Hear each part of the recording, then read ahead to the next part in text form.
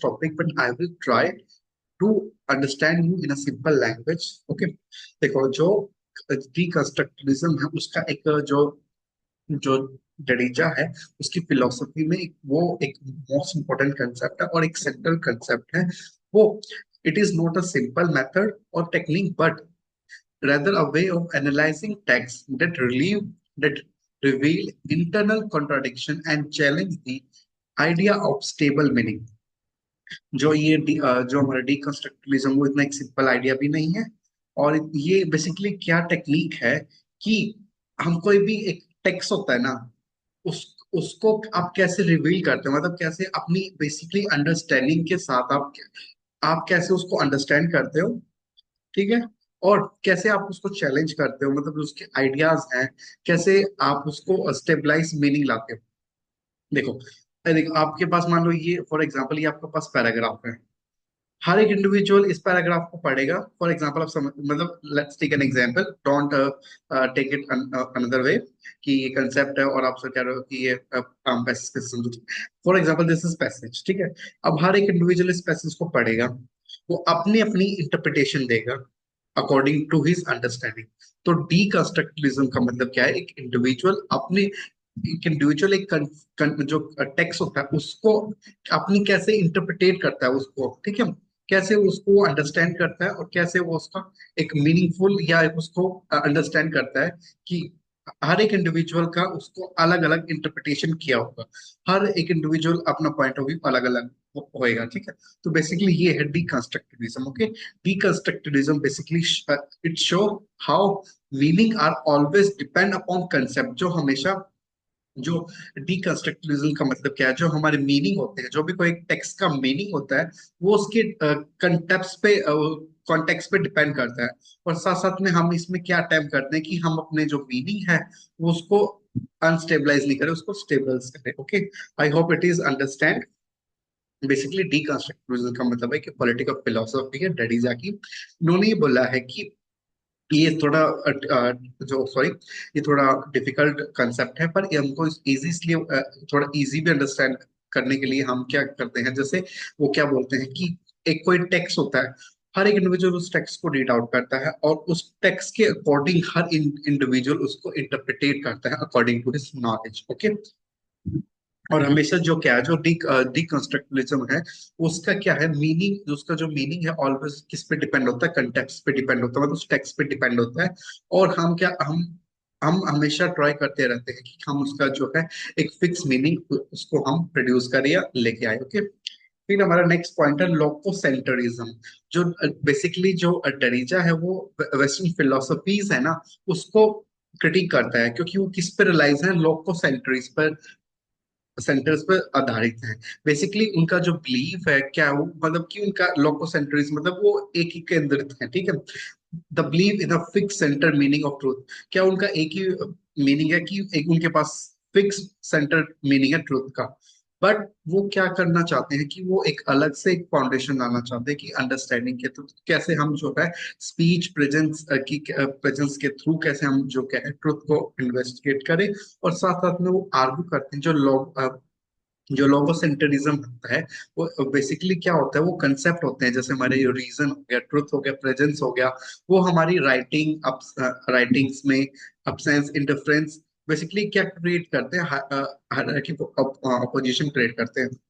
I got you, मेरे को लग रहा है कंफ्यूज हो गए हो, इवन आई गेट कंफ्यूज। देखो, जो लोगोसेंट्रिज्म का मतलब क्या है, जो जडेजा बेसिकली वेस्टर्न फिलोसफी का क्रिटिक करता है और वो क्या कहता है कि जो है ये लोगोसेंट्रिज्म पे बेसिक आधारित है। क्या है, इनके पास एक अपना एक सेंटर मीनिंग है ट्रुथ का, ठीक है, ये उसको एग्री करता है।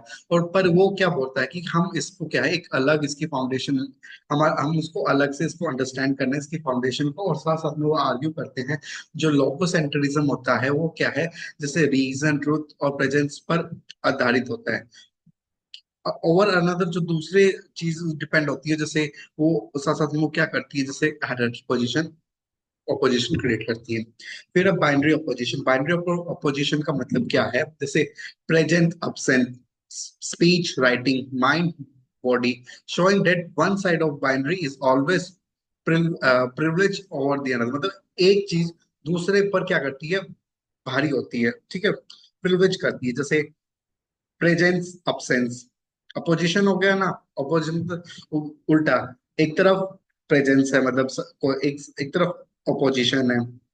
नहीं, देखो इसका मतलब क्या है कि जैसे ये आप अपोजिट नहीं होते, जैसे अपोजिट मीनिंग होते हैं, तो ऐसे ही इन्होंने जो तरीका है उन्होंने बाइनरी अपोजिशन पे फोकस किया है। जैसे एक तरफ प्रेजेंस, एक तरफ अब्सेंस, एक तरफ स्पीच, एक तरफ राइटिंग, एक तरफ माइंड, एक तरफ बॉडी। और साथ साथ में ये दिखाना चाहते हैं कि एक साइड जो बाइनरी की ऑलवेज क्या करती है, वो प्रिविलेज करती है दूसरे को। ठीक है, तो दूसरे को वो और थोड़ा वो करती है, प्रोत्साहन करती है उसको, या एडवांटेज देती है उसको, प्रिविलेज करती है, एडवांटेज देती है। ओके, फिर जो डीकंस्ट्रक्टिविज्म है वो क्या है, एक प्रिविलेज की तरह काम करता है। और वो हमें क्या है, जो हमारी जो टर्म्स है ना, ये अपोजिशंस में होती है, और ये ऑलवेज अपोजिशन में होके भी ये क्या करती है, म्यूचुअल डिपेंडेंट होती है। तो कहने का मतलब क्या है, जो हमारी जो टर्म्स है और जो डीकंस्ट्रक्टिविज्म का जो टेक्स्ट है, टर्म्स है, वो हमेशा अपोजिशंस में रहती है, मतलब अपोजिट रहती है, पर वो एक म्यूचुअली एक दूसरे से डिपेंडेंट है, और इन दो तीन को हम क्या है, सेपरेट नहीं कर सकते। ओके,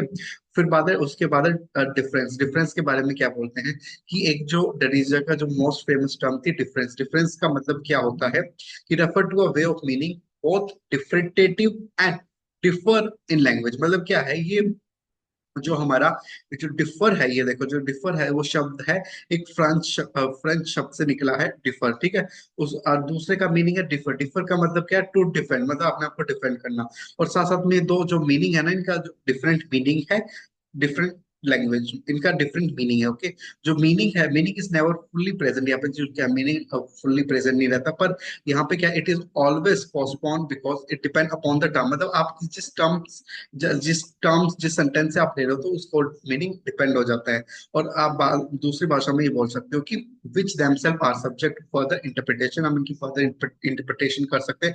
और ये हाईलाइट करता है कि there is a endless playing meaning of language. मतलब क्या है, देखो स्टूडेंट, लैंग्वेज और मीनिंग मतलब शब्दों का हमेशा क्या है, गेम चलता रहता है। ठीक है, जिस जैसे जो आपने सेंटेंस लिख दिया, उस सेंटेंस के डिपेंड आपका मीनिंग और आपकी लैंग्वेज निर्भर करती है। ओके, so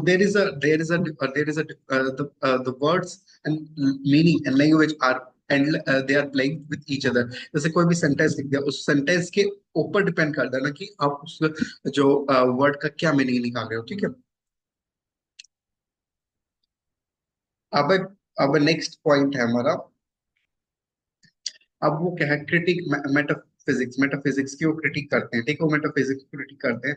जो डरीजा बेसिकली उनके काम में जो वेस्टर्न मेटाफिजिक्स है, उनको कॉन्ट्राडिक्ट करते हैं। और वो क्या करते, वो इसलिए करते हैं कि वो उनका बेसिकली क्या है, उनको वो अटेम्प्ट करते रहते हैं कि कैसे हम जो फाउंडेशन ट्रूथ है, कैसे हम जो फाउंडेशन ट्रूथ है उसको कैसे हम एस्टेब्लिश करें।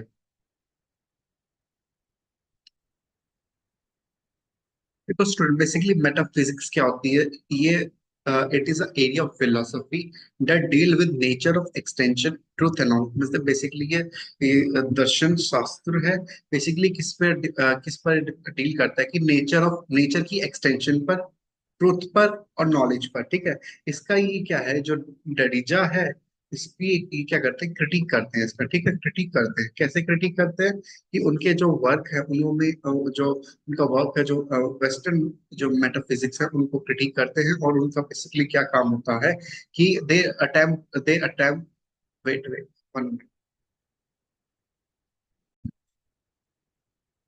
Basically they try. बेसिकली उनका अटेम्प्ट क्या होता है कि वो एस्टेब्लिश कर सके एक फाउंडेशन ट्रूथ। मतलब एक फाउंडेशन ट्रूथ को, बेसिकली जो वेस्टर्न मेटाफिजिक्स है वो एक फाउंडेशन ट्रूथ को एस्टेब्लिश करना चाहते हैं।